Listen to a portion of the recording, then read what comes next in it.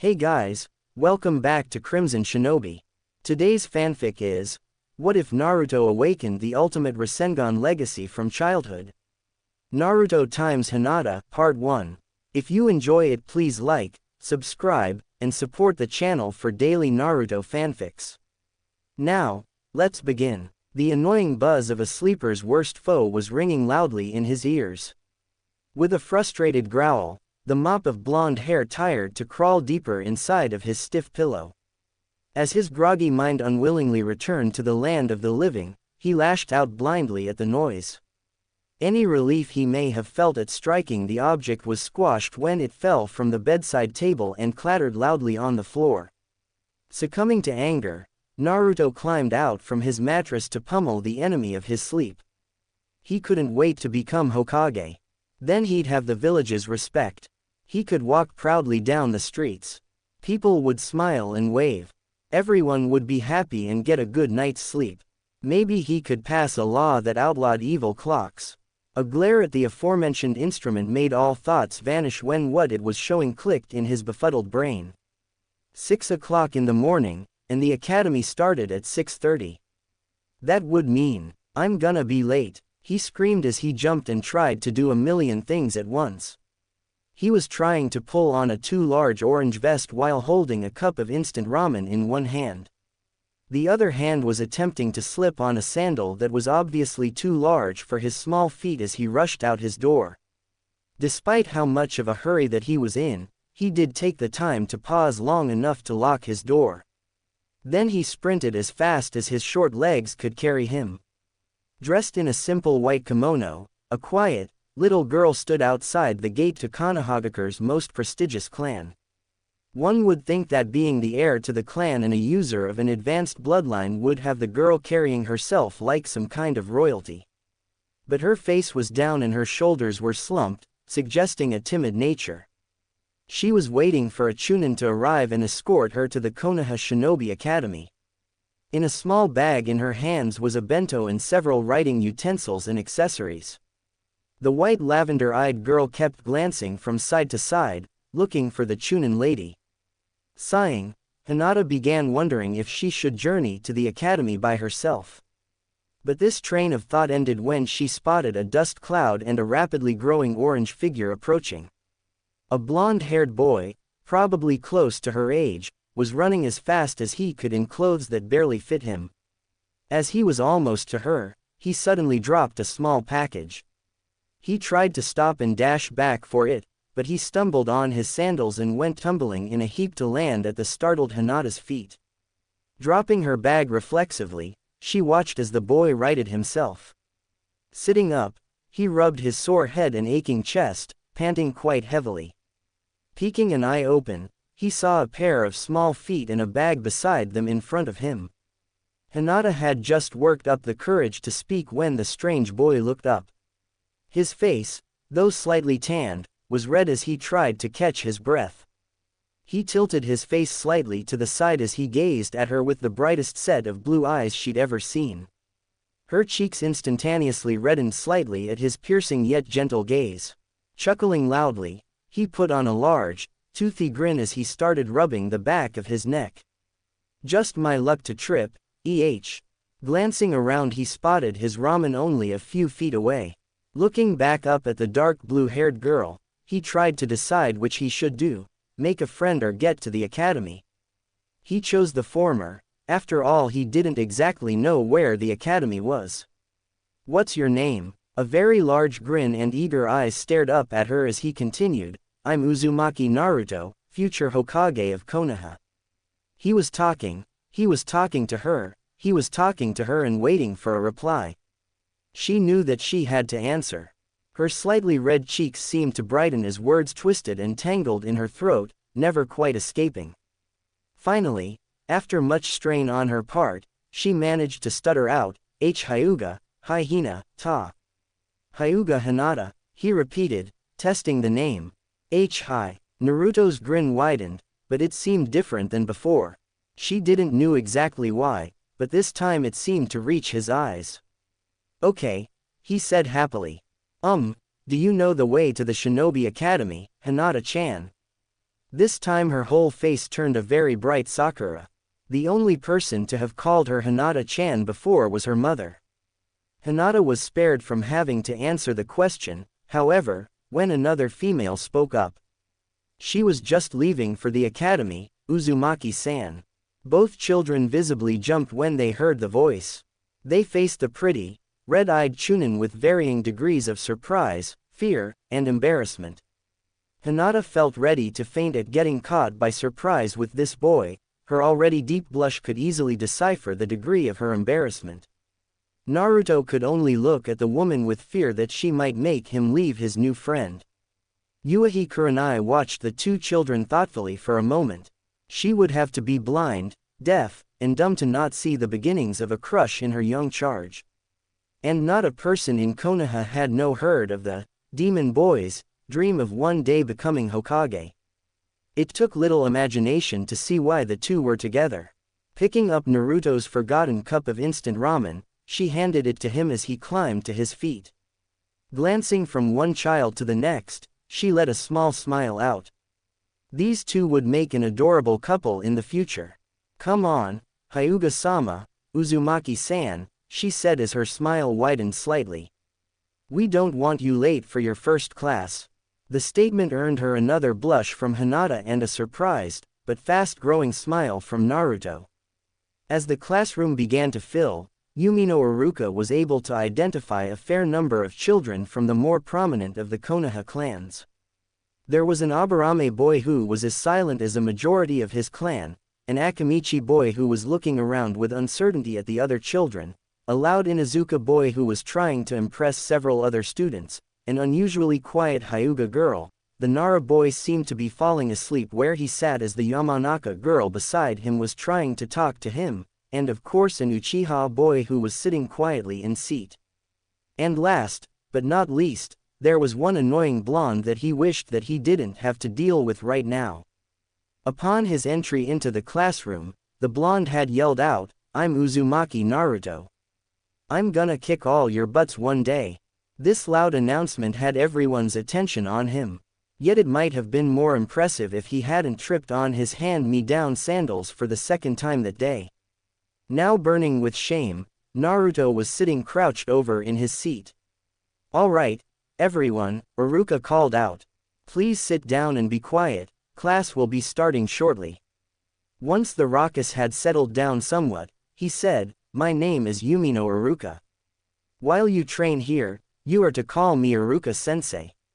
Even as Iruka began his welcoming speech, he noticed several students' attentions wandering already. The one person who seemed to be the most interested was Naruto. But as all 6-year-olds did, he grew bored of Iruka's droning voice quickly enough. When the students began introducing themselves, the blonde could hardly wait. People would notice him, if for only a moment. This excitement was enough to squash his earlier embarrassment. He waited impatiently for the others to have their turns. But when it came for his turn, Iruka called the girl that was after him. Instantly Naruto was on his feet, cutting off Yamanaka Ino's introduction before it even began. "Iruka-sensei, it's my turn." "No," the scarred teacher said. "It would have been your turn if you hadn't felt the need to introduce yourself early." This got scattered snickers and giggles from the other students. Sputtering for a second, he threw a fierce glare at Iruka. "That's not fair. Life is never fair, Naruto," Iruka said gruffly, trying to suppress memories of his deceased parents. "Now sit down. Yamanaka-san, please continue." Very angry, Naruto spent the remainder of the morning sulking. Thanks to his inattention, he was spared having to notice a withering glare from the blonde girl that would have had him trembling in unconditional fear. When Iruka called a break between classes, Naruto was the only one to remain in the class. From his obvious frown and angry glare, he was still sulking. So Iruka let him be and left the room. Once class resumed, Iruka had the students get out their history books. He sat behind his desk as he lectured the beginning of their village and the importance of the Shinobi clans. During the whole lecture, Naruto was staring at him with a peculiar look in his eye. It unnerved him enough to stand up to ask him what the problem was, or try to stand up. Upon a quick inspection, he found that the chair was apparently super glued to him. But he only figured this out after he stood up. The chair legs hit loudly against the wall behind him, attracting the attention of the rest of the class. As they watched Iruka try to figure out what possessed the seat to stick to him, the class broke out in loud snickers and giggles. But when Naruto finally lost control and fell out of his seat laughing, the rest of class quickly followed suit. Naruto! Iruka's angry yell cut through the academy walls like a knife through butter. Detention tonight. He scrubbed, he swept, he mopped, and scrubbed some more. After what seemed like days, Naruto finally was able to put the cleaning supplies away. Iruka had watched over him like a hawk the entire time, making sure he did every inch. Now the blonde boy stood in the center of a very clean floor. As he was walking for the door, Naruto's stomach let out a very loud grumble. Glancing down sadly at his empty belly, he could only pout. Iruka-sensei hadn't even let him stop to have dinner. Naruto, the young teacher said, not the least bit sympathetic. Yes, sensei. The strain in the boy's voice to not start being verbally disrespectful was apparent from the glare he shot towards the Chunin. It's late, so, he paused, trying to think of a way to word his thoughts. I'll take you to a little restaurant for dinner, my treat. What do you say? He wasn't doing this because he liked the boy, but because, as a teacher, he needed to make sure the boy got at least a fair meal before going home. There was a moment of silence as Naruto's brain processed what it just heard. Then a slow smile broke out across his face. The next thing Iruka knew, he had an orange bundle hugging him fiercely while thanking him over and over again. The restaurant turned out to be a little ramen stand called Ichiraku. After only one bowl of miso ramen, Naruto yelled out at the top of his lungs that this was the best ramen he'd ever tasted and that Ichiraku had just become his newest, most favorite restaurant in Konoha. He ended up having 9 more bowls. Iruka was glancing at him with mixed feelings of surprise and disappointment. How could he eat so much ramen and not get sick? But because of the boy's surprising appetite, a considerable portion of his salary now lined the old man's pockets. My lord, Tsuki said as he cleaned a table nearby. It hasn't been this cheerful around here since the Yondaime was last here. Really? Iruka asked, facing the man. I didn't know he came here. Oh yes, Tsuki said offhandedly. Quite often, actually. Who's Yondaime? Naruto asked innocently. You don't know. Both men asked simultaneously. Yondaime Hokage is the one who defeated Kyuubi no Kitsune 6 years ago, Iruka said, switching into lecture mode automatically. He was a great man who loved this village and was a very, very strong shinobi. Tsuki nodded. He was a genius with crafting seals and I heard he even created his own attack jutsu, the Rasengan, I believe. Completely odd, Naruto practically yelled out his questions in quick succession. Wow, what did it do? Can anyone teach me? Is it really powerful? I want another bowl. Chuckling, Tsuki left to make the boy's 11th bowl. Iruka stared down at the boy's hopeful face. The eagerness in his eyes was almost a palpable thing. The boy was going to hate what he was about to say. Sorry, Naruto, but no one knows anything about it. Yondaime was the only person who knew how to perform it, at least that's what I've been told. Naruto visibly deflated at that information. He had hoped to learn an awesome, ultra-super strong jutsu that proved he was destined to be Hokage. If being strong meant having strong techniques, and no one could teach him any, then... His head snapped up and a foxy grin spread across his face. The grin was infectious due to his pure sincerity. Then he said in a loud voice filled with determination 4 words that would change history. Then I'll make one. Naruto sat in his apartment, reading by the moonlight. The stove in his small home was the only source of heat, and that heat was scarce at best. If his window wasn't broken, the cramped home could have contained the warmth a little easier. Growling in frustration, Naruto slammed the book shut. It was as close to useless as it could get, only the theory and definitions of the use of chakra and hand seals. It didn't tell how to mold the chakra into the hand seals. Maybe he shouldn't have rushed off to buy the first book on chakra he saw. A wide yawn escaped him as he stood. Stretching, he felt relief surge through his sore limbs. Another yawn and he trudged over to shut off the stove. His small body was tired from all the stress it had gone through earlier. Even with his unusually high stamina, he was bone-weary. As soon as his head hit the pillow, he was asleep. Deception is an essential ability that all shinobi must have, Iruka said to the class. To pretend you are weaker than you truly are can cause an overconfident opponent to underestimate you. That could allow you to either win a battle against an enemy of equal strength or to escape safely. The class seemed to be lulled into a trance by Iruka's speech. While several keywords did survive, most of the lecture fell on weak ears. It was understandable. Kids want to practice, train, or do something physical. Trapped in an uncomfortable chair of a hot classroom for a boring lecture was more than they could stand. But while their bodies couldn't leave, their minds wandered. Taking a brief pause, Iruka glanced up and saw that many eyes were glazing over in drowsiness and heads were drooping. Sighing, he walked to his desk and slammed the book down loudly on top of it. Instantly, all eyes were open and on him.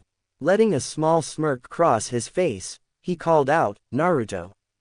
The blonde lifted his slouched head off his arm at the sound of his name. Looking up at his sensei, he said, "Hi, Iruka-sensei. What would be another use of deception that you could use in your everyday life?" he asked, watching the blonde expectantly. Desperately, Naruto tried to understand the word, deception, but he had rarely ever heard such a weird word used before. Well, if he couldn't answer the question right, then he could at least try to get a laugh out of it. "I'd use it to add more flavor to my miso ramen." Iruka gave a rather heated glare at the blonde. The uncertain laughter Naruto was trying to spread to the other students died as he noticed no one had even paid attention to him. "Sakura-san," Iruka said in a kind, if strained, voice. He was certain that if the kids weren't going to listen to him, then listening to their friends and classmates would aid them in remembering. "Same question." Sakura stared at Iruka for a moment with wide eyes. Her cheeks reddened as she felt the stares of the class heavily on her shoulders. Thinking for a moment, she tentatively answered, "Anyo, Iruka-sensei. If a shinobi wanted to hide a secret about himself or what he could do, he could act certain ways. He could do things that would make people think less of him." Smiling kindly, Iruka said, "Very good, Sakura-san. That is exactly what many shinobi do." Speaking louder, Iruka drew their attentions again. "Now it is time for your split training. All boys come with me. Girls, you shall remain here until your other sensei arrives in a few minutes." As the boys were filing out, Naruto heard a very faint gasp that sounded like, "Naruto-kun." Glancing at the girl he'd just passed, he saw white eyes and red cheeks. He smiled brightly at her for a moment. However, in doing so, he had paused right in the middle of the aisle and in front of a rather impatient Inuzuka. Kiba growled as he shoved Naruto out of his way. Ignoring the blonde, he continued forward. Thus he didn't see Naruto land in Sakura's lap. Sakura, having her back to him when it happened, retaliated with far more aggression than anyone had ever seen from her. "Get off me, Uzumaki!" she yelled angrily in his face as he futilely tried to apologize. Grabbing a handful of his hair, she pulled her free arm back. The next instant, Naruto was once again in front of Kiba but with a rapidly swelling eye. Sitting up, Naruto put on his favorite foxy grin. Ignoring the pain, he called out in a voice filled with awe. "That was an awesome punch, Sakura-chan." "Don't call me that," Sakura snapped, a throbbing vein just barely visible under her long pink bangs. "Why?" he asked innocently. "Because I'm not your friend, Baka," she growled. "Oh, okay," he said, sounding sad. Then, in the blink of an eye, his face changed back into its usual happy mask. "Bye, Sakura-chan. As the pink-haired kunoichi in training fumed, Hinata felt a tight knot tie itself around her. Rapidly growing depressed, she couldn't help but ask to herself, did Naruto-kun like Sakura-san? Did he still want to be her friend? Was she even worthy of being his friend? But through her depression, she found that she probably wouldn't have the courage to talk to him for a little while. The walk home for him was a particularly peaceful one for him. The villagers didn't spare him a second glance. It seemed as though they were taking a short break from tormenting him. That alone put him into a good mood. But he'd also finally learned how to tap into his chakra today. It was a lot harder than he thought it would have been, requiring intense concentration. The goal Iruka had given the class was to channel chakra throughout every part of his body. It took him much longer than any of the other students, but he'd been able to get it after a while. Racing through Konoha as fast as he could go, he made a beeline for his apartment. After a small meal of 5 instant ramen packages, he propped himself on his bed to practice the chakra molding again. He knew if he could master this ability quickly, he'd be another step closer to his ultimate goal. Replaying the lecture through his mind, he focused. As he felt the chakra rising and being channeled, a fragment of the lecture floated through his mind. It, specifically, was Sakura's speech on what current shinobi do to hide things. If a shinobi wanted to hide a secret about himself or what he could do, he could act certain ways. He could do things that would make people think less of him. Yes, that's what I'll do, he thought as he let the chakra slip away. A devious grin broke across his face as he imagined what was to come in the future. I'll act, nobody will know or even guess what I'm doing. Almost 6 years have passed since Uzumaki Naruto, unofficial demon of the Leaf Village, entered the Shinobi Academy. The village has had a number of pranksters in the past, but none would probably ever be as infamous as Naruto. He pulled pranks as a means of petty vengeance, to relieve boredom, or to brighten an occasionally bad day. In short, almost everyone has been a victim of his. Today, the terrible prankster stood in the middle of a wooded area. Carefully checking that he was alone, he smiled. Years of pulling pranks in village dominated by large numbers of shinobi had forced him to adapt and develop skills that he probably wouldn't have acquired for some time. Like to sense when a person was nearby, even though they're hidden, and to notice in the slightest change of wind any new sense it carried. In all, he was gifted with sensory abilities of such thoroughness that they put most Junins to shame. Going through the necessary hand seals, he engaged his first attempt at creating his own jutsu. His original inspiration for it came from a simple henge. If shinobi were meant to be spies, then he should create a super cool henge that would be the ultimate spying ability. So he spent some time observing older shinobi, and what he found disgusted him. Most shinobi were males, and near all of them were perverts. That ruled out the choice of what the henge would appear as. He started practicing with normal henges. The first ones merely gave him more feminine features and a pair of pigtails. That was the easy part. Then he tried to make the henge a bit more scantily clad, wearing only her undergarments. For some reason, he could tell it was far from perfect. Dropping the henge after another failed attempt, he sat down to ponder what was wrong. He knew what the ultimate goal of this jutsu was to be, perverted as it was. He knew it had to be completely perfect for it to work successfully. So far he could get the shape of the arms, legs, and face.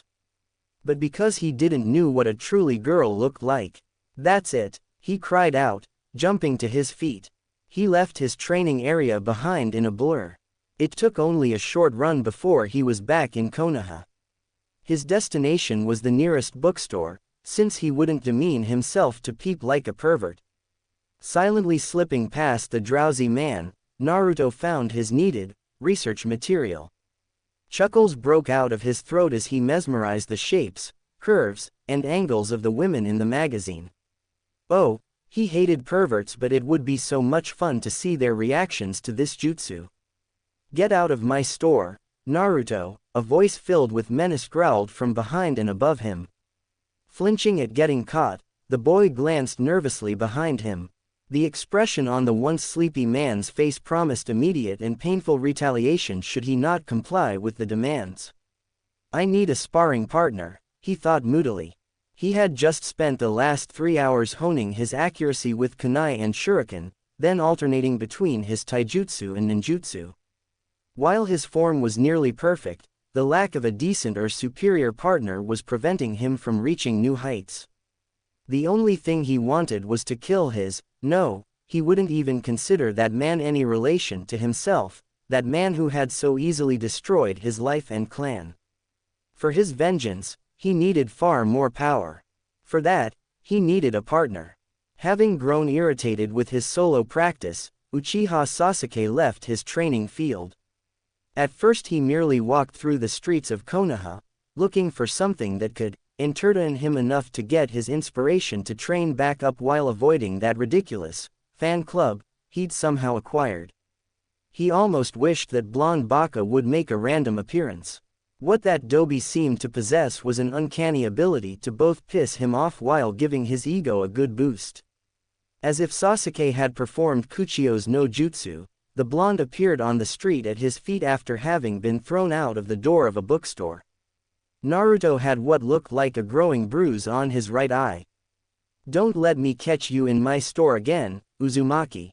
A man growled dangerously from inside the store that Naruto had made a rather ungraceful exit from. Not waiting for a reply, the man slammed the door shut. "When I become Hokage, I'm gonna cook you over a slow fire, the blonde growled moodily, more to himself than anyone else. Sasuke smirked conceitedly, which drew Naruto's attention. "The day you become a kage will be a sad day indeed." "Shut up, Sasuke Naruto yelled as he bounced to his feet. "Adobe will never be anything other than Adobe, Baka," Sasuke said as he started to walk away. He knew he was pushing Naruto's buttons, but he was bored. Clenching his jaw and fists tightly, Naruto tried to think up a comeback, but as usual Sasuke seemed to be leaving him in the dust. If there was one thing that he truly couldn't stand, it was Sasuke's superiority complex with him.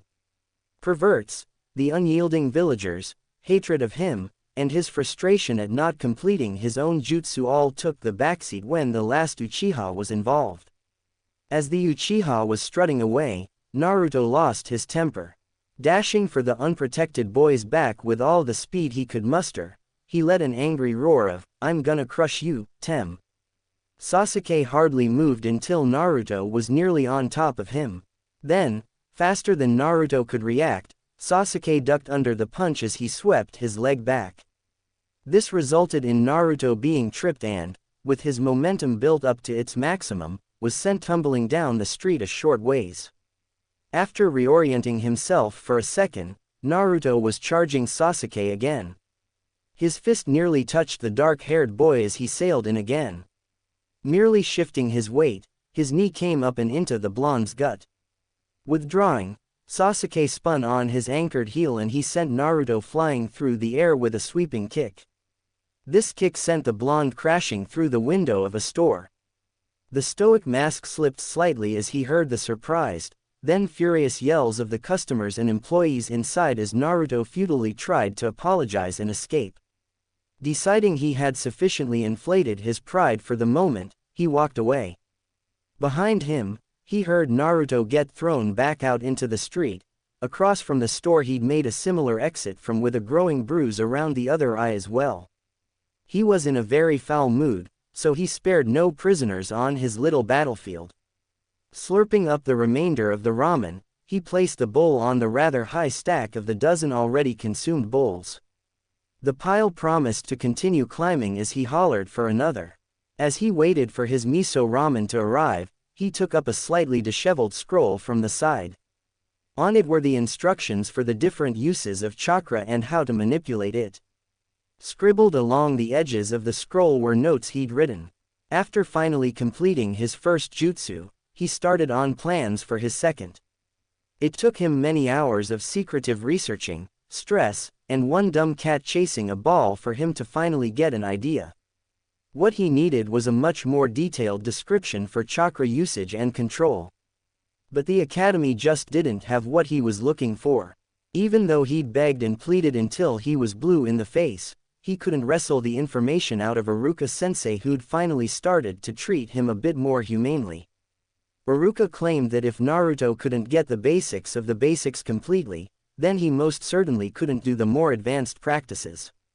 Next, Naruto took his complaints to the old man, but Sandaime seemed to agree with Iruka. Naruto's frustration at getting denied by the people he most respected was taking him to a breaking point, and the only other alternative that he really didn't want to do. Just as he seemed ready to commit theft, the scroll appeared. He'd opened his apartment door one morning as he was rushing to the academy and slipped on it.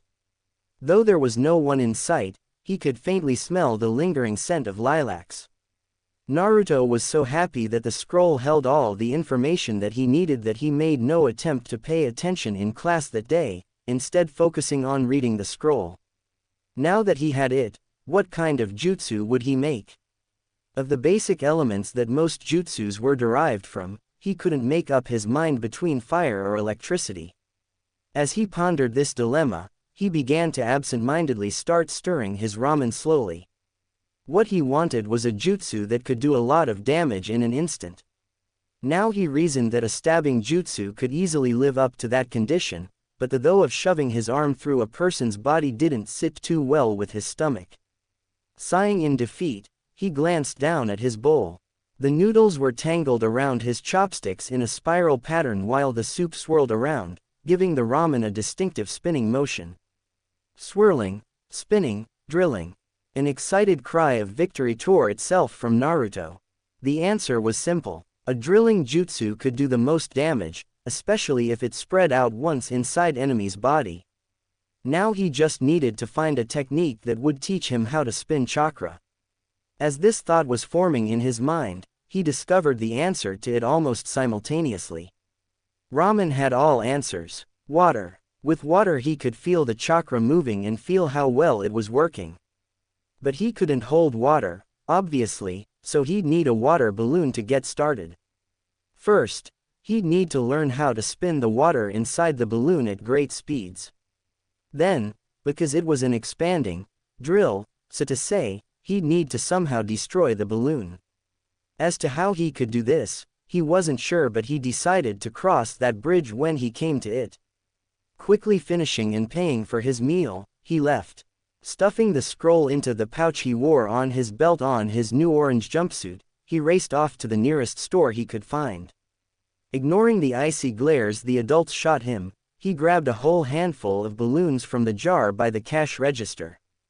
As usual, he was forced to pay a horrendously inflated price, even for balloons. Racing out of the door, Naruto had every intention of running off to his secret training area. But he ran face first into an unyielding wall of muscle. From his new position on the ground, surrounded by his new balloons, he glared hotly up into two pairs of cold white eyes. Cold eyes watched the confrontation between the Hyuga clan members and the Bane of Konoha. The man wore merely a simple Chunin flak jacket and the normal shinobi accessories. His face was bland with no distinguishing features. He watched disdainfully as the Hyuga snarled at the boy. As they got into a heated battle of wits and words, the man couldn't help but question the level of intelligence of the villagers. Why couldn't they see that there was a large and rather obvious difference between a loud, attention-starved child and the incomprehensible, bloodthirsty Kyuubi? Oh well, at least this dark life had the potential to make him stronger. That would make his job more interesting in the long run. Smirking, the man left the scene as one of the Hyuga used the Hake Rokujuyan show on the loud blonde, as it seemed he'd gotten the better of the two verbally. The boy's loud and rather colorful curses escorted him out of the village. The man's smirk didn't fade, not even after he dropped the three-layered henge. His blood-red eyes seemed to glow in anticipation. Only a little while longer, he thought relatively gleefully. Then, we'll be ready. He'd only come into this section of town twice that he could remember. The first had been when he'd gotten lost on his way to the Shinobi Academy on his first day oh so long ago. The second had been only a few days afterward, when he'd tried to come and play with Hinata-chan. But he'd been more than unpleasantly threatened, or as they said, promised many gruesome and painful experiences should he return to their area again. Since then, he'd avoided the section like the plague. Those white-eyed bastards were all over the place here. That was because their clan compound seemed to be located here. He disliked them very much because of the look of superiority all of them seemed to share. All of them were uptight, arrogant bastards who really needed to be brought back down to earth. So he now considered it his sworn duty to do just that. It was high time that they learned that they weren't all powerful. That was the reason why he was here now in the dead of night, revenge, Naruto style. After the Hyuga closed his Tenketsu points, he had hurried off to his apartment to rest. For some reason that he couldn't understand, when he tried to do his chakra molding exercises, he couldn't bring it out. It was like it was being blocked off or something. As he futilely tried to access his chakra, a brilliant idea had formed in his mind. Using his considerable stealth to the absolute best of his ability, he snuck inside the Hyuga compound. Then, from one building to another, he raided their homes. Though he was extremely careful what he took, only the most humiliating of things that he could. He had once heard of the abilities of the legendary Byakugan, to see through things, to see people's inner chakra coils, and nearly 360 degrees of vision. So if he made even the slightest noise, a board creak, a sneeze, even breathing too loud, he knew he'd be in a world of pain. He would immediately hinge into a section of the floor or a rug if he heard the slightest sound or smelled something out of place. This paranoia proved invaluable, as he almost was caught by a drowsy guard who was making his hourly routine. It took him more than 3 hours to finish his goal, but it was worth it in his eyes. One of the last rooms he slipped into, his nose was embraced by a familiar and comforting scent. It was the smell of flowers, or more specifically lilacs. A smell he'd come to associate with only one person. Hinata-chan. He could see her sleeping on her bed, wrapped up snugly in her bed covers. Her face was relaxed and peaceful. It held not trace of a blush he'd always seen on her or the timid persona she possessed. Though he had always kind of thought of her as a weird, dark, and shy girl, this new Hinata seemed. Shaking his head to get his mind back on the plan, he took a deep breath and sighed. One last glance at the sleeping girl stole his resolve. He couldn't do it to her. She was just too kind to him and everyone else to have something like what he had in mind to happen to her. He shot her a rueful grin as he backed out of the room. Only one word could be used to describe the village hidden in the leaves the next morning: chaotic. Scattered throughout the leaf village was nearly the entire Hyuga clan's clothing and undergarments. They were thrown about the streets, in alleyways, on top of buildings, and even hanging mockingly in trees. While the villagers in Hyuga clan were busy trying to handle the situation, most of the shinobi populace was chasing a near hyperventilating prankster from one side of Konoha to the other and back. If they weren't busy from collecting their clothing, the Hyuga would have most assuredly thrown a lot more than glares at the blonde as he passed them. Finally, with nearly 4 full squads of Chunin, Junin, and Anbu surrounding him, Naruto was cornered. He was on his hands and knees, struggling to breathe. But his short of breath didn't come from the rigorous chase and escape he'd just been in. "How could you do that to the Hyuga clan, Naruto?" snapped an aggravated Chunin dangerously. "Because they're fucking bastards, baka," he shot back. Unsteadily, he climbed to his feet with his infamous foxy grin. "That may be so," a Junin said to his side. "But that doesn't justify your actions." "Uzumaki," an Anbu said with a clear order in his voice. "You're going to the Sandaime, now come quietly and your punishment be reduced." "No way," Naruto yelled, his foxy grin widened noticeably. It automatically put the shinobi on edge. This was the perfect time, he realized, to test his first original jutsu. "I haven't tested my first jutsu. You'll love it." Forming the Ohatsuji seal, his grin covered his face. Enveloped in his chakra, he cried out, "Warok no jutsu." In a burst of smoke, the most beautiful blonde girl they'd ever seen appeared. She had slender limbs, a pair of long ponytails, dazzling blue eyes, and her whisker marks just added a seductiveness to her that made her seem to just be dripping with sexiness. But what really caught their attentions was the fact that she was totally before them and didn't seem to mind showing off her rather substantial assets. They were not expecting this. Thus, since all the shinobi were males, no one was there to stop the blonde boy when he took off again. This time, there was no mistaking the loud, irritating laughter that echoed across the village for the rest of the morning. It seems all things have a silver lining, even punishments. In Naruto's case, it was learning the fastest routes to the summit of the Hokage monument. That had been the punishment for the Hyuga incident, to scrub the monument every evening for the next 3 months. Now to celebrate the end of his probation, he pulled easily the most infamous of all pranks ever. He put graffiti all over the past cage's faces. As if it were a repeat from several months earlier, the blonde was once again being chased throughout Konoha. But this time it was only by a pair of chunin. While he was enjoying the chase, the blonde was also having an almost unholy amount of fun thanks to 2 of his latest jutsus. When the chunin pair first started chasing him, he inhaled deeply, then blew a dense smokescreen around himself. Once they lost sight of him, he took off running. But they found him easily enough due to his ridiculously loud voice as he laughed off the simplicity of his escape. Then chunin were almost on him when he put his second jutsu to work. It surrounded his body in a haze of chakra and blurred his image. This made it extremely difficult for the pair to grab onto him. "Naruto," one of them yelled, "get back here, when I get my hands on you. You've crossed the line this time, Naruto." The other yelled, purposely interrupting his partner. "Give it up, you're just bent because you don't have the guts to do what I did, do ya? Losers. Wannabes." Taking the chase up into the air and the taller buildings, Naruto yelled out mockingly at them as he rebounded off a building and sailed right between the pair. "You'll never catch me." Landing briefly, he dodged around a corner and vanished from sight.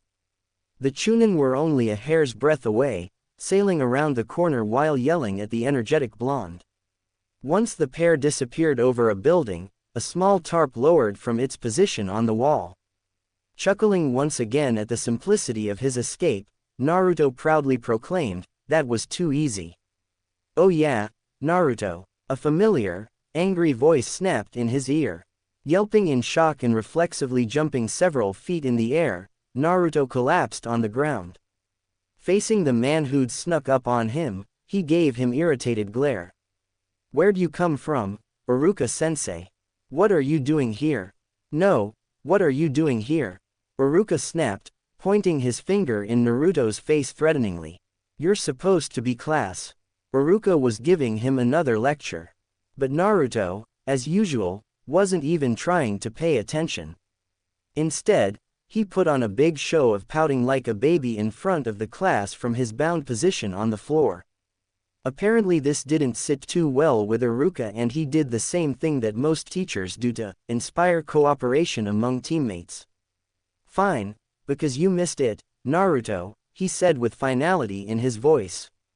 "Everyone in class shall review the Henge no Jutsu." This got a chorus of groans and complaints from the class instantly. Untying the blonde, Iruka sent back with his classmates as they gathered in the front of the classroom. Truth be told, Iruka had been planning on reviewing this jutsu with class for several days now.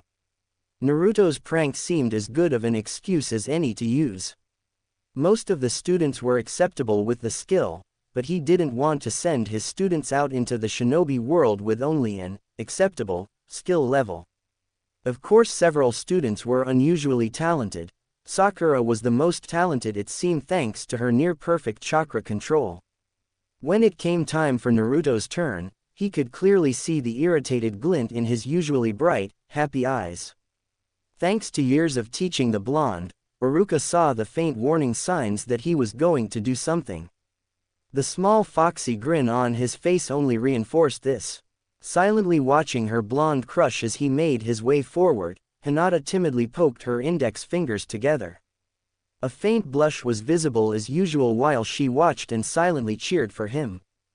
"Henge no Jutsu," Naruto said, as his chakra surrounded him.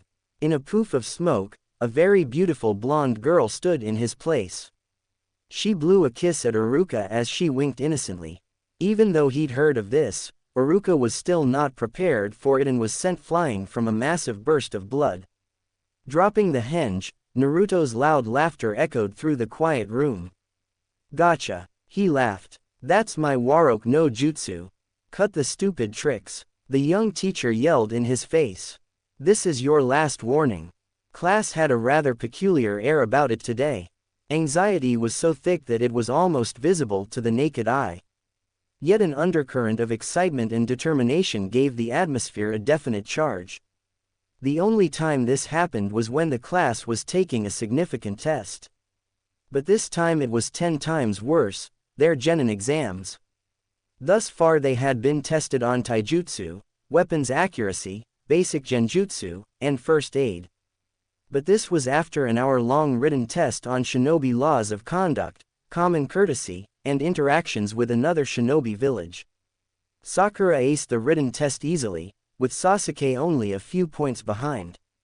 But for the more practical test, Sasuke lived up to his reputation of being the #1 rookie. If he'd have wanted, he knew for a fact that he could have aced the written test and come near the top for the second half. But as it were, he was more content to score average. After all, it was just too troublesome to do more than that. While watching clouds was far more alluring, he also decided it would prove to be worth his time to run mental estimate of who would get what grade to pass or fail. It was almost too easily to guess on almost everyone, except for Naruto. Shikamaru had always been a little more observant than the others, perhaps due to his cloud-watching pastime. Due to this, he felt sure that he knew why the blonde always failed. He wasn't focused on his studies in the academy or even all those pranks. No, he was much more interested in developing his own jutsus and abilities for some unknown but obsessive reason. It wasn't a matter of ability that held him back either, for only an exceptionally skilled stealth and scouting specialist could perform so many pranks and usually escape unscathed. And due to his pranks, Shikamaru knew Naruto was smart. The ingeniousness in some of his pranks proved it. Sighing in defeat at the surprisingly complex puzzle that was the dead last, Shikamaru returned his attention to Choji. The pudgy boy was proudly detailing his exam in between chewing a bag of potato chips. Hey, too bad he didn't share the same simple-mindedness as his lifelong friend, he mused. Or else he wouldn't have an approaching headache. Though he'd never admit it if the Nara boy told him his theories, Naruto's rather poor grades came from exactly those reasons. When he was younger he'd made such an attempt at being a screw-up that it actually began to become a part of his personality as far as the academy was concerned. His true focus had been on making his own jutsus. While he himself didn't exactly know the reason for his obsessive research and creation of the techniques, he had a fair idea where it came from. He was an orphan with no clan. So no one was there to teach him jutsus that only family knew. It drove him to almost a depressed mind frame whenever he thought about the special training almost all his classmates got, but not him. So he felt an irresistible urge to create jutsus that he could proudly yell out were his and his alone. Yet his lack of focus cost him to fail the last 2 genin exams. So far, he'd done hardly any better than last time. When Iruka announced that the final exam was the Bushin no Jutsu, Naruto almost caused an embarrassing scene. He had to clamp his hands over his mouth to stop from screaming in frustration. He could not perform that simple ninjutsu if his life depended on it, like there was some cosmic deity that was preventing him from even doing it properly. Now, as he stood before Iruka and the new Academy Sensei Mizuki, he had a deep frown on his face.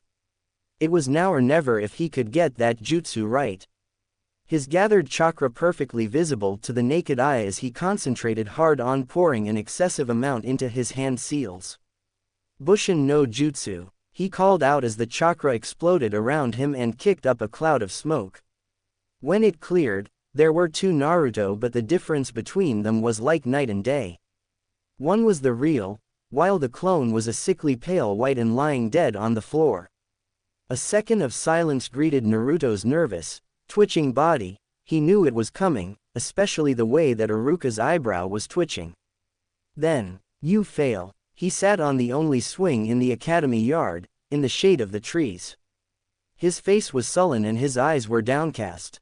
Leaning his head against the swing's rope, he was the perfect picture of dejection. Across the yard was a large group of children who had passed their genin exams, and their parents stood proudly at their sides, congratulating them while boasting to other parents. He watched them with a deepening hollow feeling in his stomach. The loneliness was getting worse these days. It wouldn't be long before he did something that would either make him or the villagers crack. All he wanted was a real friend, someone to talk and laugh with on a regular basis. Sure, Iruka seemed to be doing a good job at that, but he was still Naruto's sensei. There was only so much time he could spare on the blonde. Placing his goggles onto his forehead, he was about to get up to leave when he sensed someone suddenly appear near him. Looking up in the tree, he saw Mizuki-sensei looking down at him with what could almost be considered a calculating gaze. But it quickly vanished as a kind smile lit up the man's face. Mizuki watched the blonde run off, his cheerful attitude once again restored. When the boy was safely out of sight, his gaze darkened considerably as a wicked grin of anticipation appeared. The blonde boy had been surprisingly easy to convince. He didn't know whether to be relieved or worried about the ease of it. But he settled for relief. After all, he was Chunin, and that demon vessel's body probably was too weak to wield the awesome powers of the Kitsune once held. This thought had his sneer turning malicious. The Kyuubi seemed to have lost its memory, or it was biding its time, waiting for the right time to return. Whatever the reason, Mizuki was sure that the situation was safely in his control. His plan was ingenious. He hadn't spent the last year mesmerizing the schedules of the comings and goings at the Hokage Tower, searching for the exact location of the Forbidden Scroll, and finding a plausible explanation as to how it could suddenly go missing. It was Naruto's poor grades and his loud mouth that drew Mizuki's attention. The Kyuubi wanted to be Hokage, huh? Well, the fact that his abilities were the weakest of the academy students pretty much guaranteed that he'd fail. The Kitsune must be getting desperate to become a shinobi now. What better way to gain its trust than to stand up for it during its failed attempt in the exam and then telling it of a secret way to pass? Mizuki warned him not to try to retrieve the scroll until late at night, just to make it easier on his part of getting it. It would be a long few hours before he could safely make his move at getting what should have been his birthright. But, in the meantime, he could plan out how he would deal with the Kyuubi when the time came. Nobody would miss him. He was just the human form of the demon fox. Chuckling sinisterly under his breath, Mizuki turned and headed back to the academy. He may not be staying the village for much longer, but he couldn't afford to blow his cover just yet. It was well past midnight. He was sitting on the ground in front of an old warehouse in the middle of the forest, almost a mile from Konoha. In his lap was a very large and heavy scroll. Gently, almost respectfully, he untied the ropes that held it shut and its secrets hidden from the world. Unrolling it across his lap, he gazed upon it with wide eyes. The thrill of learning a powerful jutsu that no one his age could possibly know was enough to drive him ecstatic. But as he read the name of the first jutsu, his excitement died like it had been squashed by a bug. Taju Kage Bunshin no Jutsu, he said quietly. Taju. That meant mass, while Kage was shadow, but Bunshin could only mean. Yelling out in disbelief at this ridiculous coincidence, he groaned out, "Not this again. It's my worst jutsu." He really didn't want to learn this technique, but Mizuki-sensei said that any technique would do. Maybe this technique was different from the one they thought in the academy. As this thought passed his mind, he grew certain of it. Why else would it be in the Forbidden Scroll if it wasn't different? Reading the brief explanation of the jutsu that was next to its name, he stared in disbelief. Then a sly foxy grin broke across his face. If he could master this jutsu, he'd never lose to Sasuke again and the title of Hokage would most assuredly be his in a few years. With a renewed determination, Naruto quickly set about learning what would soon become his early trademark jutsu. It was nearing morning, a faint violet appearing on the eastern horizon.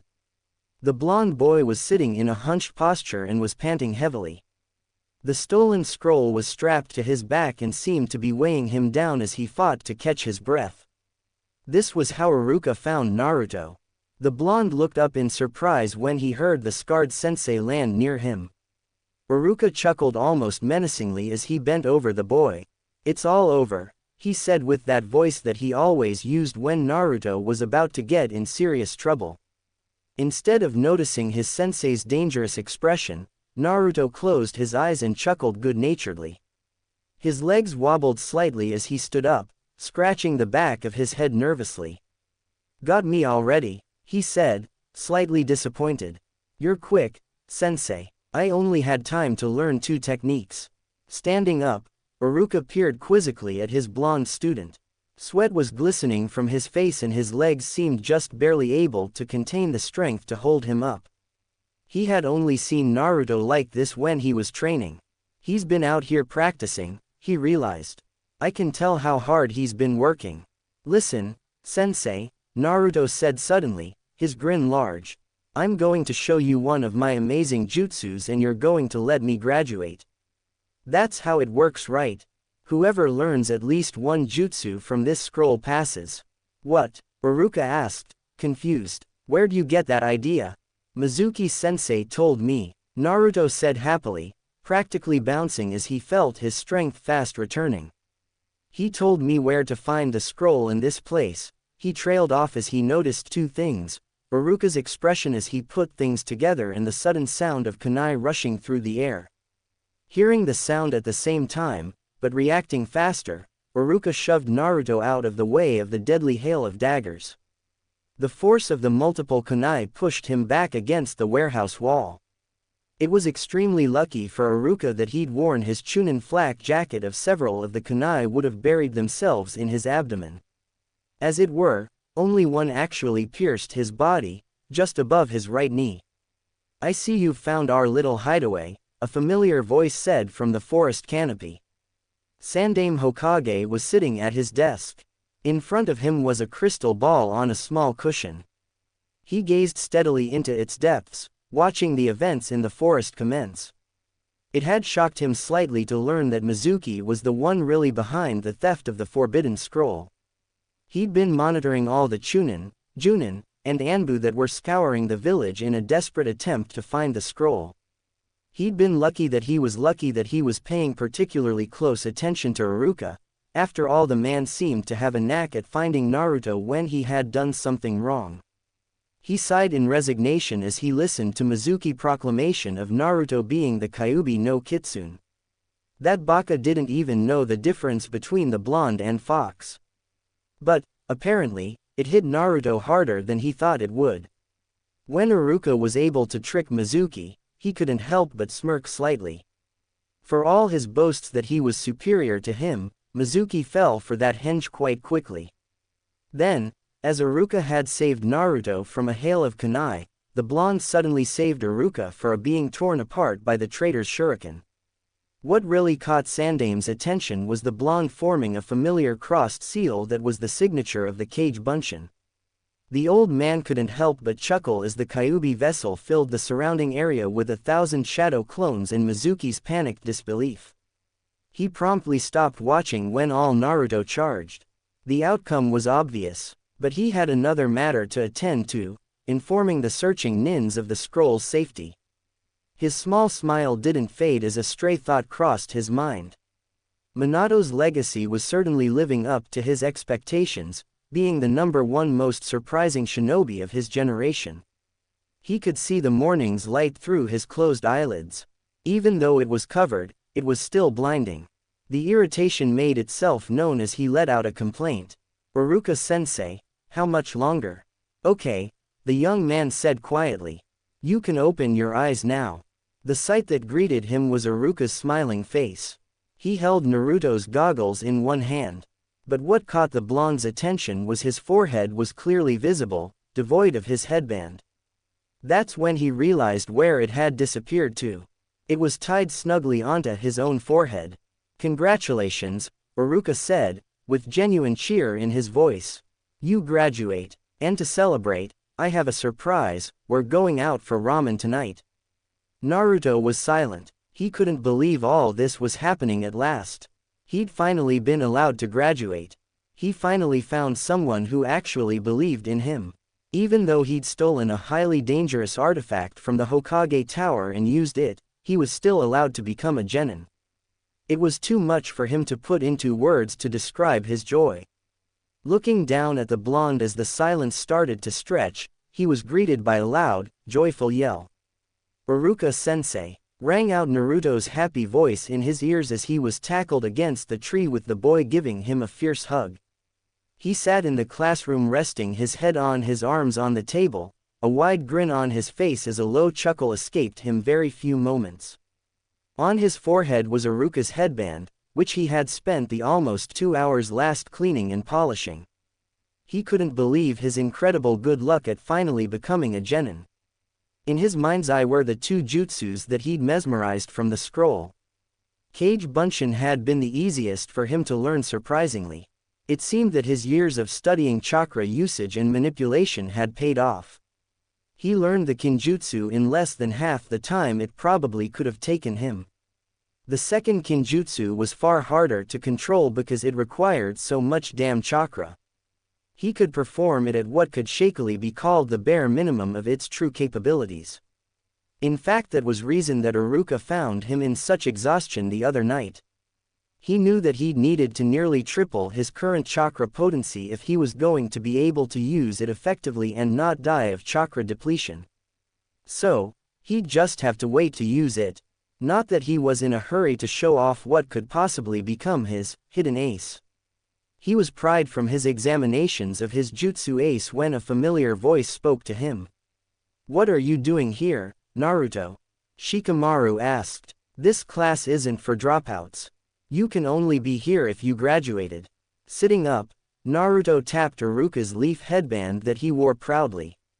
He couldn't help but to add a bit of sarcasm to his voice as he answered.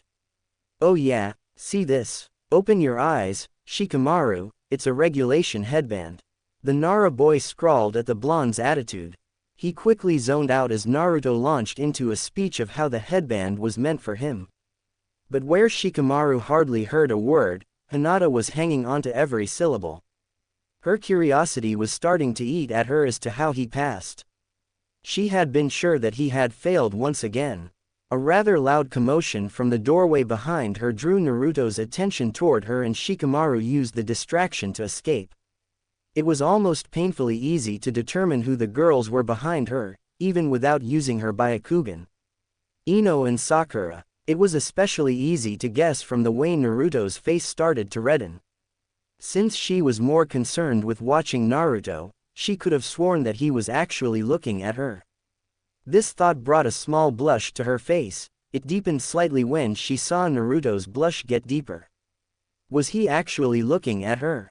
That question seemed to be answered when his face suddenly started moving, following Sakura's movements. He stood up and waved to her, calling a happy greeting. Her response, "Move it," she snarled, knocking him aside. She did this so she could stand close to Sasuke as she asked in what she thought was a sweet and endearing voice. "Good morning, Sasuke, do mind if I sit next to you?" The Uchiha heir only spared her a glance before he returned to his brooding. It was like this every morning, this routine. If it wasn't Sakura or Ino, then it was some other kunoichi wannabe. He was getting quite sickened of the repetitious behavior these girls exhibited.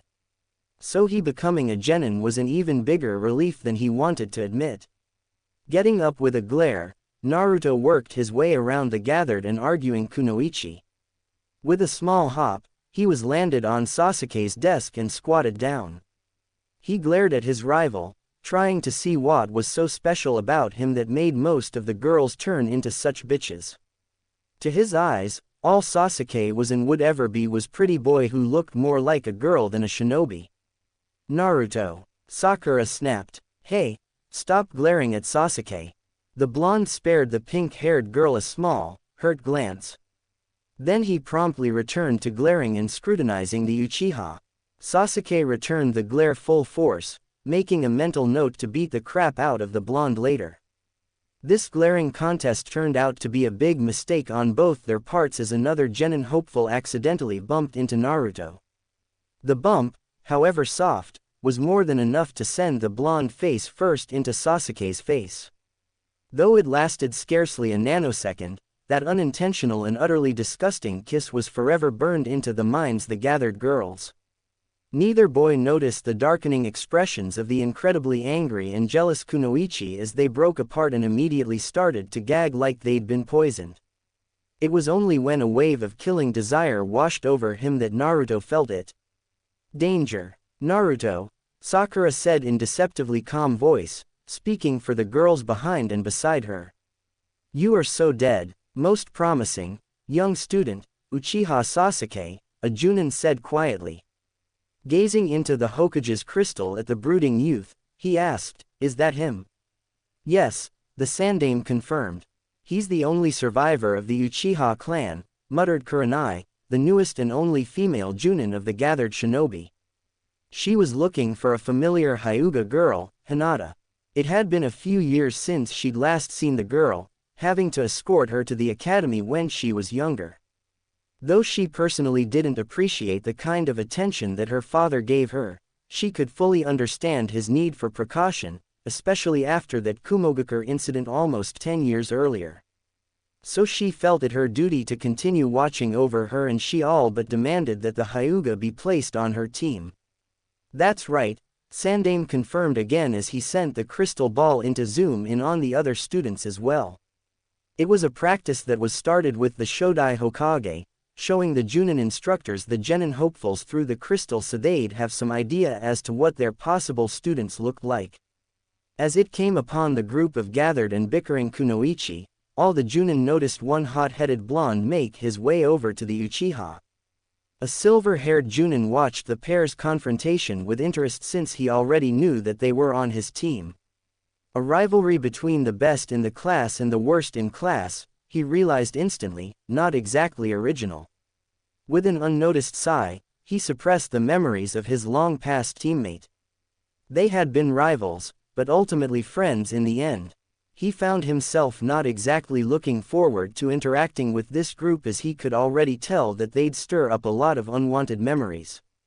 As usual, Sandaime said, more to himself than the others. He sighed in resignation as he watched the Kunoichi beat on a thoroughly terrified blonde. Naruto's right in the middle of some kind of trouble. Hokage-sama, said one of the Junin. Is it really wise to let that boy become a shinobi? What could be wrong with it? Sandaime asked, feeling a slight headache approaching. He knew that this was coming. It pained him to know that even a Junin couldn't tell the difference between Naruto and Kyuubi. He has shown exceptional skills, as I'm sure you've heard of his victory over Mizuki. And it remains up to his Junin instructor to pass him or not. The Junin nodded, accepting the silent order to drop the subject. A three-man squad. This was the collective thought of various genin hopefuls throughout the room. As whispers erupted around the room, many guessing as to who would be pair with who, Ino smirked. It was destiny that she'd be placed with her Sasuke-kun, they were meant for each other. It didn't matter who their third teammate was as long as she could be with Sasuke, preferably alone. Well, someone's gotta be in Sasuke's group, she said down to Sakura who sat a row beneath her, between a still brooding Sasuke and a severely bruised Naruto. I wonder who. She left the sentence hanging. I don't know, Sakura said simply, almost nonchalantly. Glancing back at her once best friend and current rival, she felt her inner Sakura flare up. Duh, I'm gonna be with Sasuke, so stay away from him, you hag. I wanna be with, well, Naruto was having a hard time deciding who he wanted his third teammate to be, since he already knew who he wanted to be with. Well, I don't care, as long as it's not Sasuke Tem. Grunting in disgust at this unfortunate discovery, Sasuke had only one thought on his mind. Groups of 3. That'd only slow me down. As Iruka began announcing the teams, the class was strangely silent. That is until the kids whose names were already been called started talking amongst each other. But that changed with the arrival of Team 7, Uzumaki Naruto. Naruto lifted his head at the sound of his name. Haruno Sakura. After a second's pause, Naruto let out a loud victory cry as Sakura's face fell in depression, and Uchiha Sasuke. In a flash, the blonde and pink-haired teammates' positions were switched, Sakura giving out a victorious yelp and Naruto's face fell as deep depression set in. I won't be with Naruto-kun then, was Hinata's saddened realization. She couldn't help but stare at his drooping head, feeling an urge to rush down there to comfort him. But she couldn't do that, he'd think she was probably some stalker or something. Now, Team 8, Hyuga Hinata, she returned her attention to Iruka and quietly acknowledged her fate. Inuzuka Kiba, the said boy chuckled at finally being called, more than happy at being paired with his beloved Hinata-chan, and Aburame Shino. The said boy merely adjusted his sunglasses. Turning back to Ino, Sakura chucked deviously as she shot her rival a victory V. Her smirk was large and promised to grow in size at the blonde's disbelief and anger. How did you get in his group? She could barely stop herself from yelling that question. Sakura didn't answer, but inner Sakura was cheering, cha-ching. True love conquers all. As Ino was growling and trying to restrain herself from wringing the pink-haired girl's neck, a familiar voice drawled out next to her. I don't get it, Shikamaru said.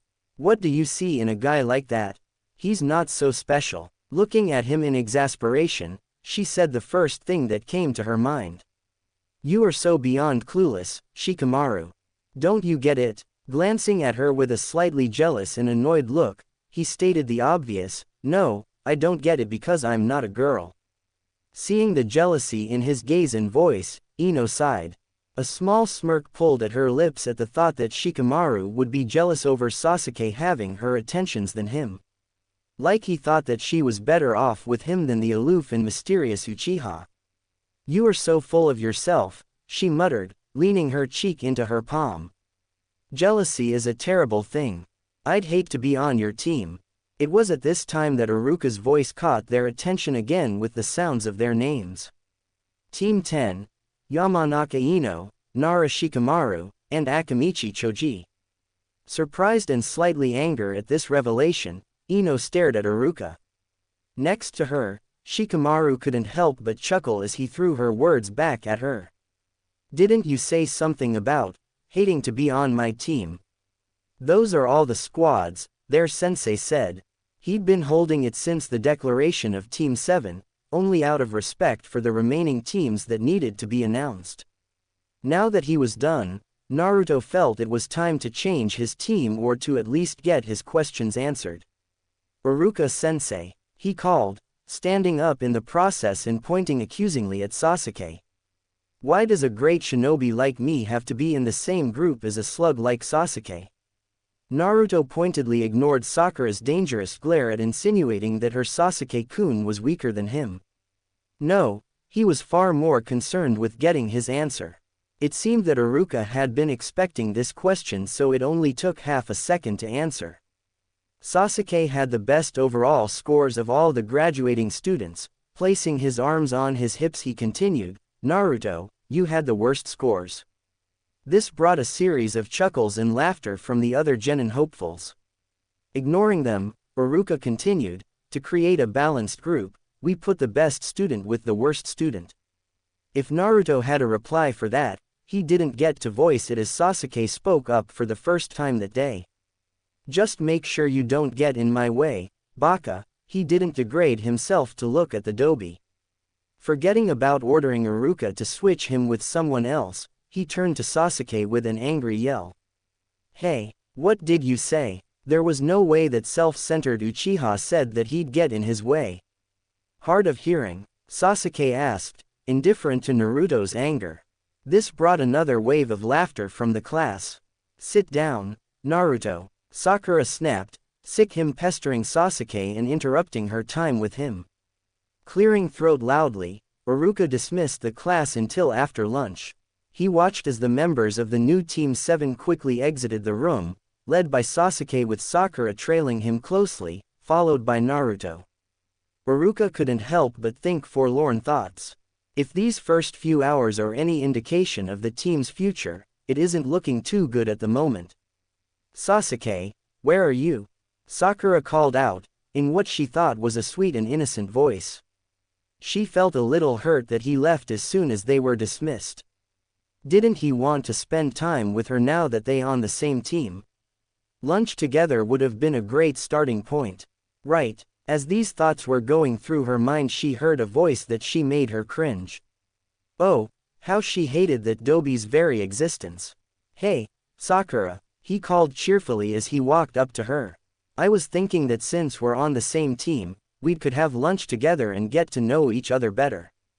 It was one thing to be followed, it was another that her follower had just mirrored her thoughts. The fact that it was Naruto who was following her had any kind of sweet notions she had turned sour instantly. "Why would I have lunch with you?" she demanded accusingly. How could that thought even cross your mind? If her tone had hurt his feelings, she didn't see it through his expert mask. The fact that she could only see his irritating face still in a smile tickled the anger she'd been harboring all morning. "But we're in the same group and I just thought."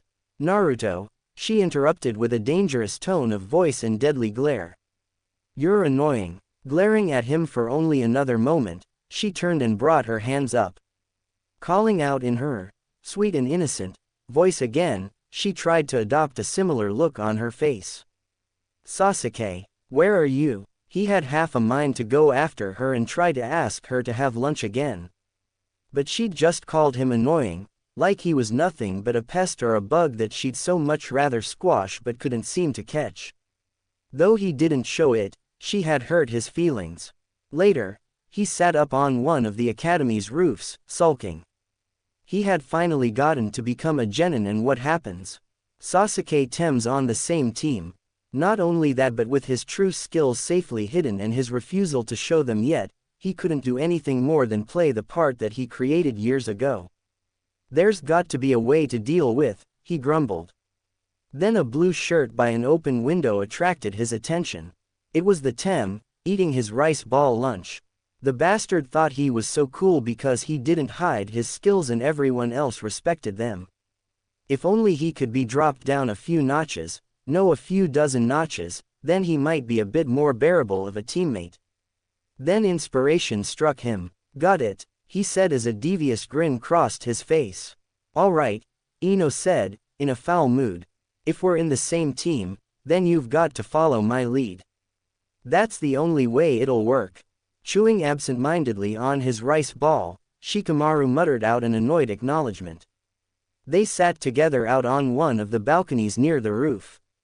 It had a pretty good view of the village, which was why Shikamaru and Choji liked it so much. Ino had taken it upon herself to follow them and instill a leadership role among Tem. Not that he'd raise a finger against her leadership as long as it wasn't a clear mistake. It was still going to be annoying as hell because the blonde was such a control freak. A small movement on the academy wall beneath them a fair ways drew his attention. If it weren't for the familiar blonde hair, he would have had a tough time identifying it as Naruto. Not when he wore a gray uniform similar to what Chunin and Junin wore. "Naruto," Shikamaru said quietly, identifying the blonde. This statement drew Ino's attention. They watched as the blonde snuck across the wall, silent as a shadow. The blonde seemed to be heading for the open window where Sasuke stood.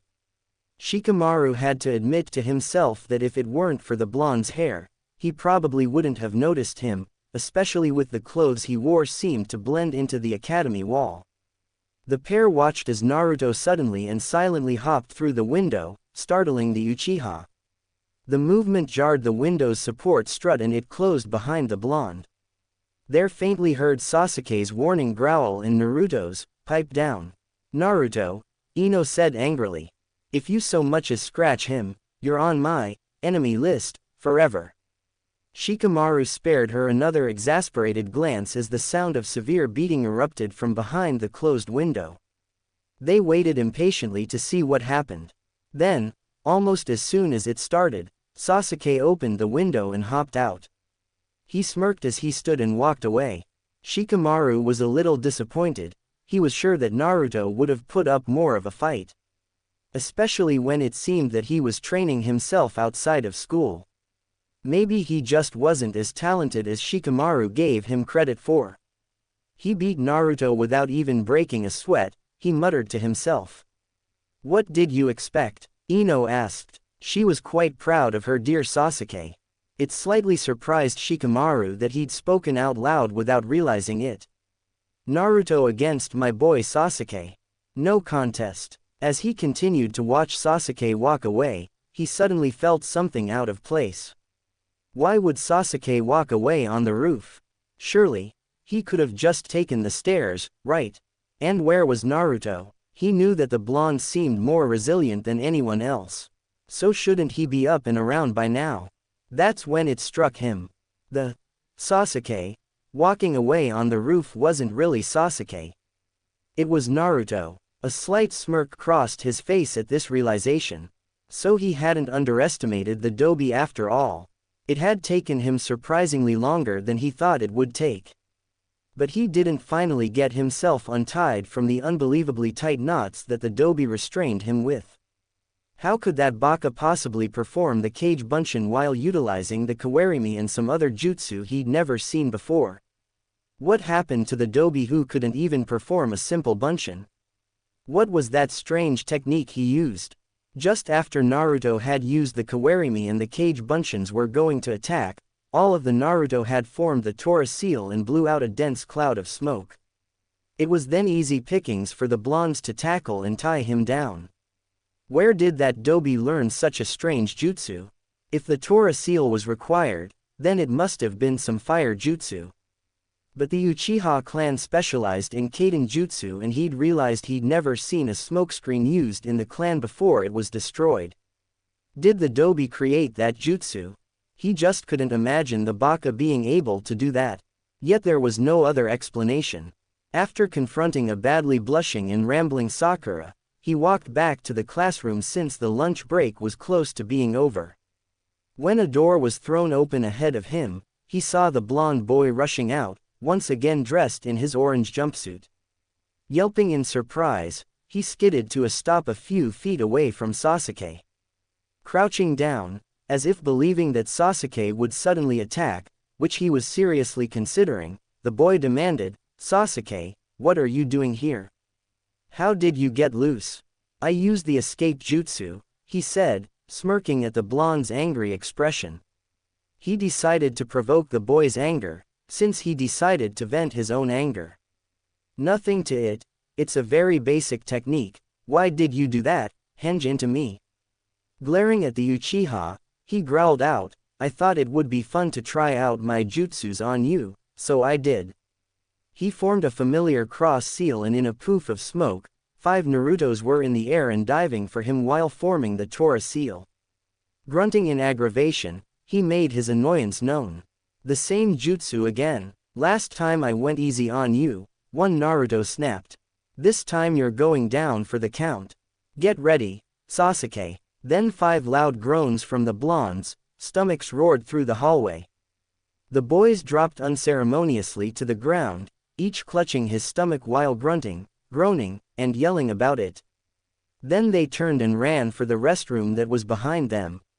With 5 blondes trying to force their way through the single doorway at once, a bottleneck was formed and they immediately started shoving and pushing each other to get inside as quickly as they could. "What a loser," Sasuke muttered as he turned around and took the long way back to the classroom. The first impressions went as smoothly as scraping sandpaper across butter. But thanks to each of the kids' reactions to one another, he got a clear estimate on what they thought of one another. "He's late," Naruto whined as the second hour passed. He had his head stuck out through the door, continuously glancing down the hallway impatiently. Sasuke and Sakura, though their pride would never allow them to admit it, both were silently complaining and agreeing with the blonde. Naruto, just sit down, Sakura said, quite bored. I don't want to, he said, turning back inside the room. Sasuke ignored the blonde's ranting and wondered yet again how it could have happened. He was best student in class and Naruto was the worst. The outcome should have been obvious. But where the Dobi couldn't even do a simple bunshin only 2 days ago, he now knew how to do the Kinjutsu Kage bunshin. It just didn't make sense to him. How could the Dobi not be able to perform the bunshin at all, yet pull several Kage bunshins out of his without dropping from chakra depletion? His silent musings were cut short as Naruto grabbed an eraser and chair toward the doorway. Wedging the eraser between the door frame and the door, the blonde's chuckle sounded a tad bit like an evil crackle. Hey, what are you doing? Sakura demanded, moving closer for a better view. That's what he gets for coming late, Naruto announced proudly. Hopping off the chair, he let out a triumphant yell of surprise. And quickly placed the chair back in its original spot. You're asking for trouble, Sakura said, very much like a goody-goody. You know you shouldn't do that. That's what she said to Naruto, but inside it was a totally different story. Her inner and aggressive side was cringing with anticipation. I love stuff like this.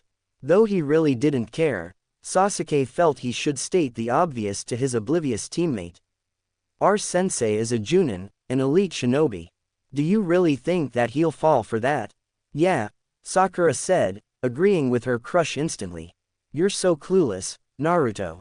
At that moment, the door slid open, and the eraser landed solidly on the clump of silver hair. There was a second of total silence as the four of them realized what had happened. Then, all hell broke loose. The next instant Naruto's loud laughter erupted with a victory cheer. I got him, he totally fell for it. Hehehehehehe. Gomen, sensei, Sakura said trying to appear innocent and thoroughly embarrassed for him.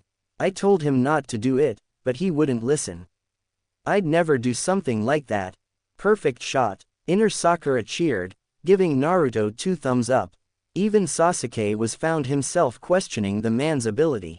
Picking up the eraser, the man stared at it for a moment before entering a thinking pose. Then, more to himself than the genin team, he said, my first impression of this group, you're a bunch of idiots. The pink-haired girl was obviously openly smitten with the last Uchiha. She clearly held him in the highest regard, and would probably support him whether he was right or wrong on any issue. Yet, at the same time, she seemed to have inherited the village's disgust of her blonde teammate.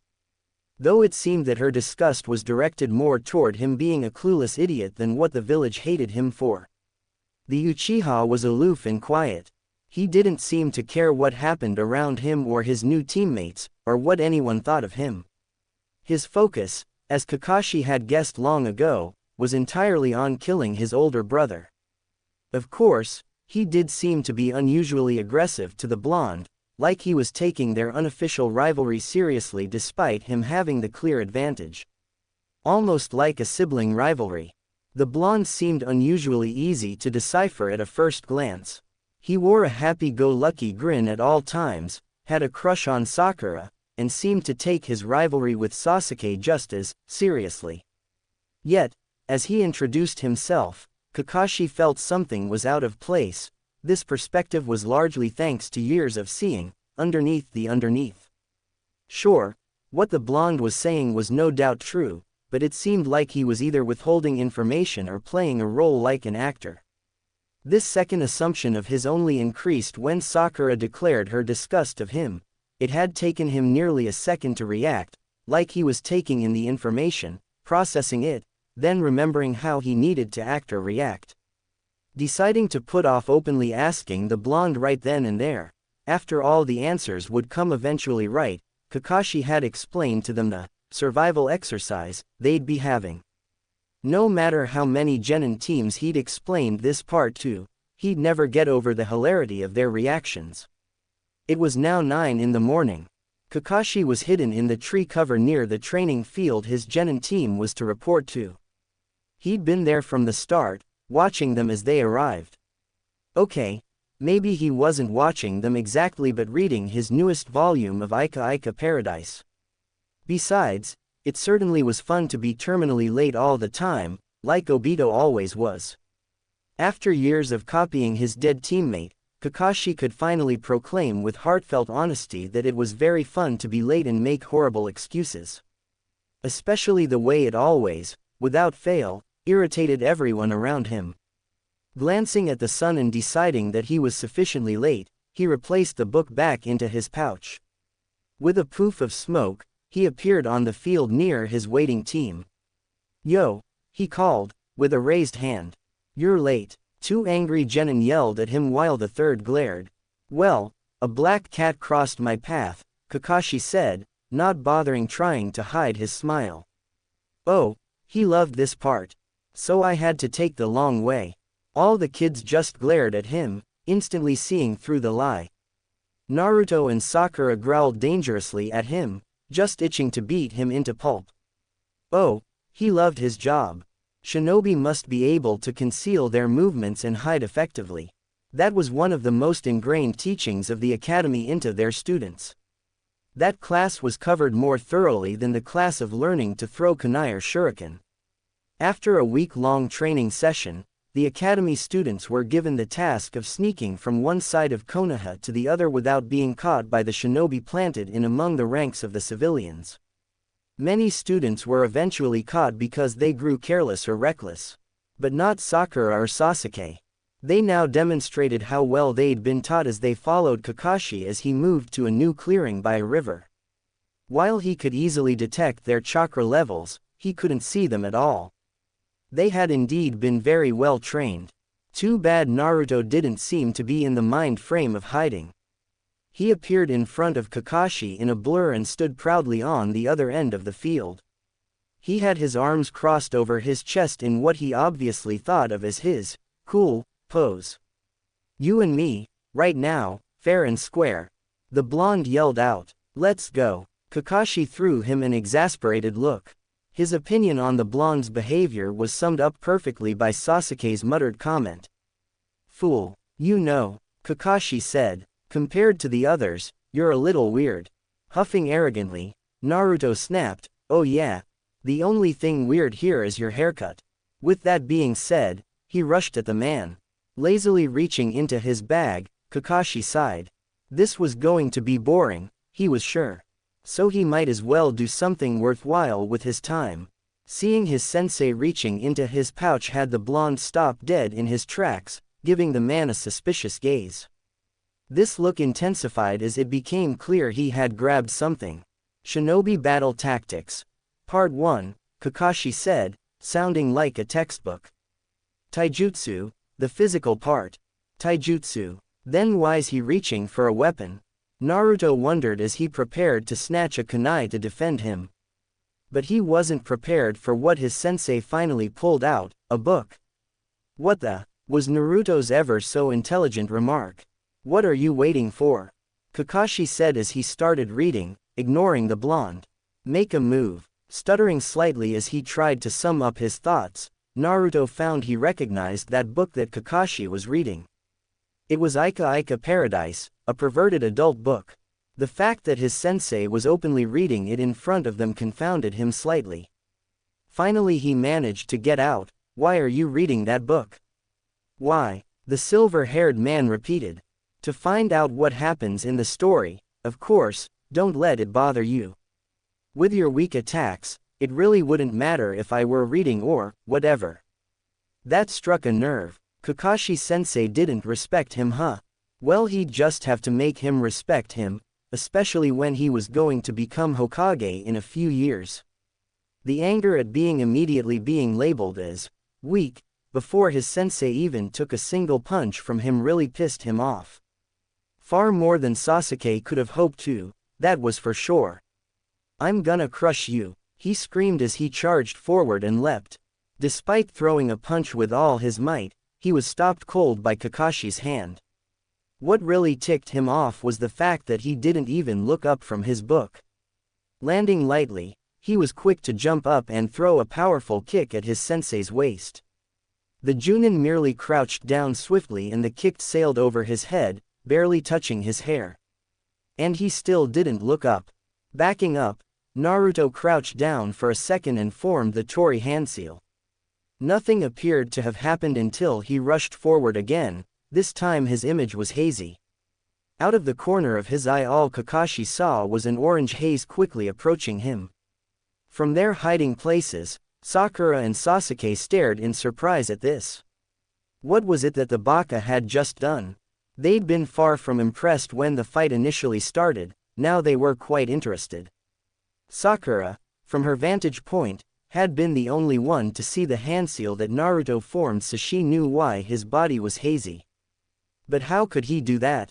She didn't know of any jutsus that could do that. Now you're mine, Naruto yelled as his fist closed in on Kakashi. But that was a mistake. Using his voice as a means of figuring his exact location, Kakashi darted around behind him. He got a small grin on his face as he formed the Tora seal. He had to suppress a chuckle as Naruto stopped dead and stared at the spot where he used to be. Don't let your enemy get behind you all the time, Kakashi said quietly. Recognizing the danger of the Tora seal, Sakura threw stealth to the winds as she yelled out, Naruto! Get out of there, quick, he's going to destroy you. Looking over the direction that he'd heard her voice, he heard another voice directly behind him, too late. All the blonde could do was glance back in time to see Kakashi bringing the Tora seal up and thrusting it up his butt. Konohagakure Furui Taijutsu no Ugi, Senin Garashi. With a burst of chakra and Naruto's own natural reflex, the blonde was sent flying through the air with an undignified scream of pain and embarrassment. This jutsu had Sakura and Sasuke staring at Kakashi with disgust as they realized the hand seal wasn't even a hand seal. The man merely returned to reading his book. Then a pair of shuriken erupted from the water and raced at Kakashi. As the man made to catch the weapons, they suddenly exploded and were replaced by a pair of cage buncheons. Glancing up in surprise, Kakashi was rewarded with a fist in the face and another in the gut. But before the buncheons could do more damage, he swept his leg up and around and crushed them. Walking over to the river as a blonde head surfaced, he absently rubbed his aching jaw. That had actually hurt. Sputtering as he climbed onto shore, Naruto glared up his sensei. But that glare died as he saw him rubbing his jaw. Standing up weakly, he grinned viciously. That was for nailing me the butt. You're looking awfully confident for someone can barely stand, Kakashi observed. I suppose using cage buncheon drains your reserves much quicker than I thought. What do you expect when I'm starving to death, Baka-sensei? He yelled. But that's not going to stop me, because I'm going to be Hokage one day, believe it. Then 6 more orange blurs leapt out of the river and shouted at the same time, emphasizing the point, I will become a shinobi. The fact that the blonde was using the same jutsu saddened Kakashi somewhat. He'd always been hearing of how the blonde was an ingenious prankster. But it didn't seem like that part of him carried over into his shinobi skills. Still, genin or not, he was forced to put his book back in his bag with a defeated sigh since he would likely need both hands. You can't beat me with this jutsu, Naruto, he said as the 7 blondes charged him. Then something happened that truly caught him by surprise. Something jumped onto him from behind. Glancing back he caught sight of a clump of blonde hair. An 8 clone. Then 6 others grabbed onto his legs as he was distracted by the Naruto on his back. Didn't you say, don't let your enemy get behind you? The blondes asked as he watched the final Naruto jump high into the air. Good advice, sensei. Get ready to see my best creations. The Naruto in the air yelled as all of them formed the Tora seal. What was going on? Kakashi wondered. No way that they can use a fire jutsu, even a low-level one, when they so close. But he watched in surprise as all the Narutos took a huge breath of air. Okay, maybe he will. Just as he was ready to use the Kawarimi jutsu, he saw the Naruto exhale, a cloud of smoke. The smoke wasn't toxic but he couldn't see anything. Not even when something hit him hard in the stomach. Utilizing his superior strength, Kakashi broke free of the buncheons and leapt high and far from the smokescreen. Gotcha! 3 voices yelled from around him. The 3 Narutos were converging on him, and since he was suspended in the air, he couldn't necessarily react to dodge them. So he did the only thing he could do. Kawarimi no Jutsu. From his new vantage point in a tree, he watched as the 3 Naruto destroyed the clone he'd switched with. Dropping to the ground, the Naruto looked amongst one another, and then silently the buncheon disappeared. Kuso. Naruto yelled to the sky, trying to vent his frustration. So the prankster has a temper problem. This thought brought a smirk to the Junin's face as a devious idea came to him. Using his incredible speed, he quickly set up a double-layered snare trap using one of the bells as bait. The gleam of the bell caught the blonde's attention easily. Kakashi's smirk grew as he watched the blonde jump to conclusions and run for the bell. But just as he was about to trip the first trap, the blonde hesitated for a second. Then he merely placed his foot 3 inches to left of where it would have landed and snatched up the bell. This surprised Kakashi. The blonde had seen the double-layered trap. Nice try, Baka-sensei. Naruto called out, looking directly at him despite him being hidden. But you can't prank the prank master. Stepping out from behind the tree in the genjutsu, Kakashi looked quizzically at him. He had seriously underestimated this dobi, this boy. That didn't happen often to him. But just because of his own error, he couldn't simply pass the blonde. Not when that was not the point of the exercise. Very true, Naruto, Kakashi said. I'll remember that next time. I'll keep this, Kakashi-sensei. The blonde closed his eyes as his foxy grin grew very large. He held up the bell victoriously. But it was this instant that was all the former Anbu needed. Keep what? The Junin asked, curiously. The bell, the blonde said as he looked at where it used to be. Huh, the bell. What, you mean this bell? Kakashi asked as he held up the item with same victorious gesture that Naruto had used. The blonde stared up at it, quite surprised. But that surprise was slaughtered as anger boiled over. That's not fair, sensei. He screamed. I got that bell fair and square. Now give it back. No, Naruto, Kakashi said with a finality in his voice. You have to take the bell from me. Not pick it up off the ground after a failed trap. Fine, Naruto yelled as he rushed forward. Then I'll take it from you again. With one punch, the blonde was sent flying across the field. He hit a tree and slumped to ground, apparently unconscious.